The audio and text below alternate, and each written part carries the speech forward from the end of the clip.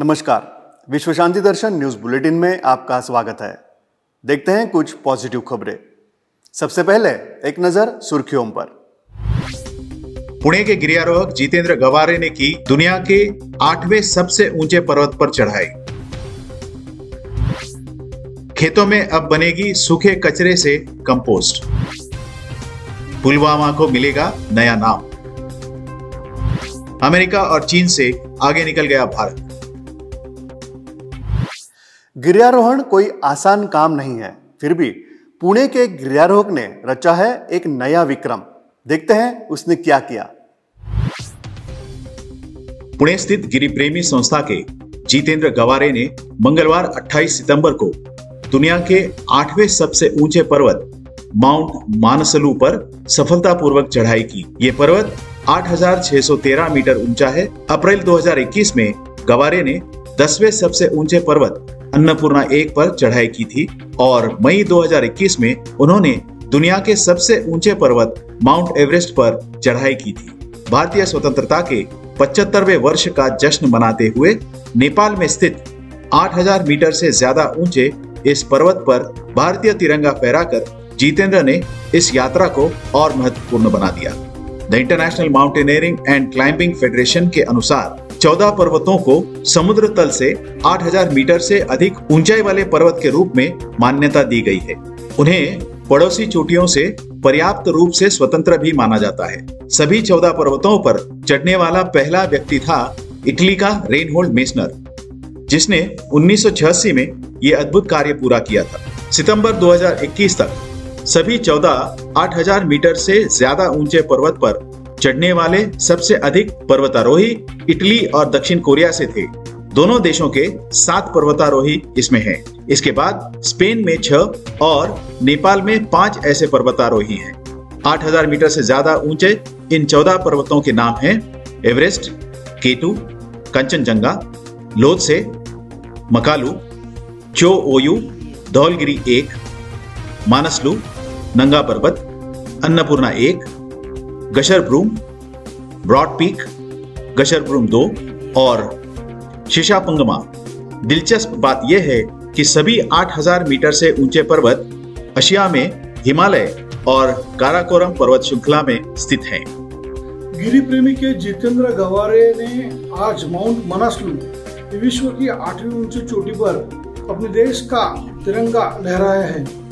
ये सचमुच एक बड़ी अचीवमेंट इसलिए है क्योंकि जितेंद्र ने पिछले 6 महीने में माउंट अन्नपूर्णा, अप्रैल में माउंट अन्नपूर्णा पे तिरंगा लहराया था।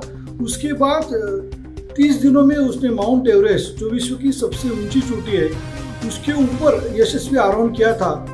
और अभी आज माउंट मानसलू, मतलब 6 महीने में विश्व की 3 ऊंची चोटियों पे आरोहण करना, ये एक अपने आप में बहुत बड़ी कामयाबी है। वैज्ञानिकों ने एक ऐसी तकनीक विकसित की है जो किसानों के लिए एक समाधान साबित हो सकती है। सूखा धान जलाने से धुएं के कारण होने वाले वायु प्रदूषण को रोकती है ये तकनीक। आइए इसे बेहतर समझते हैं। दिल्ली के भारतीय कृषि अनुसंधान संस्थान ने एक डिकम्पोजर कैप्सूल विकसित किया है, जिसे एक तरल घोल में परावर्तित किया जा सकता है और खेतों में फसल पर जिसका छिड़कावा किया जा सकता है। यह तकनीक उन किसानों के लिए एक समाधान साबित हो सकती है जो अन्यथा धान के पराली को जला देते हैं, जिससे धुआं पैदा होता है और वायु प्रदूषण को बढ़ावा मिलता है। सरकारी आंकड़ों के अनुसार दिल्ली के ग्रामीण इलाकों में कम से कम 800 हेक्टेयर खेत में खेती की जा रही है, जहां पराली जलाने की प्रथा है। वैज्ञानिकों के अनुसार पराली से कंपोस्ट बनने में कम से कम 20 दिन से अधिक का समय लग सकता है। हम सबने अपनी शिक्षा के दौरान पेंसिल का उपयोग किया होगा, लेकिन क्या आप पुलवामा के बारे में जानते हैं? बहुत जल्द ही यह इलाका पेंसिल जिले के नाम से जाना जाएगा। देखते हैं यह खबर विस्तार में। जम्मू कश्मीर के पुलवामा जिले को हम सब आतंक के गढ़ के रूप में जानते हैं, लेकिन इस जिले का एक गांव देश भर में इसकी अलग पहचान लिख रहा है। पुलवामा अब देश का पेंसिल डिस्ट्रिक्ट बनने जा रहा है। जिले का ये गांव रोजगार देने में और व्यापार के क्षेत्र में आगे आ रहा है।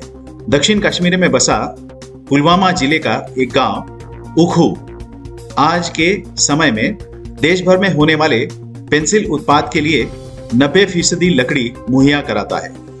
पेंसिल और स्लेट के उत्पादन का गढ़ बन चुका है ये गांव। यहाँ के एक फैक्ट्री के मालिक मंजूर अहमद के अनुसार जो कंपनियां पहले जर्मनी और चीन से लकड़ी लाया करती थी वो अब उखू से खरीदती हैं।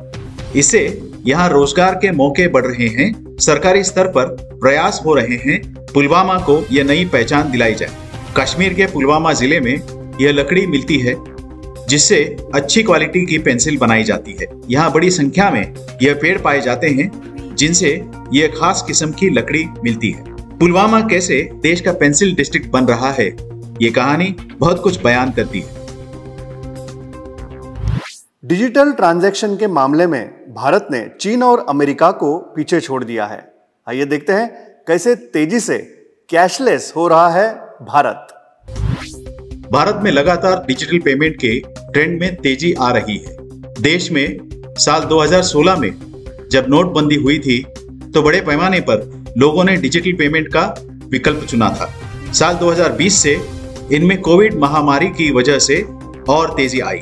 अनुमान लगाया जा रहा है कि भारत में साल 2025 तक डिजिटल पेमेंट्स की आदत में 71.7% तक का इजाफा हो जाएगा। वहीं कैश और चेक से पेमेंट बस 28.3% रह जाएगा। सरकार ने डिजिटल बैंकिंग की सुविधा के लिए कई कदम उठाए हैं। डिजिटल लेन देन का इतनी तेज गति से बढ़ना काफी आश्चर्यजनक है।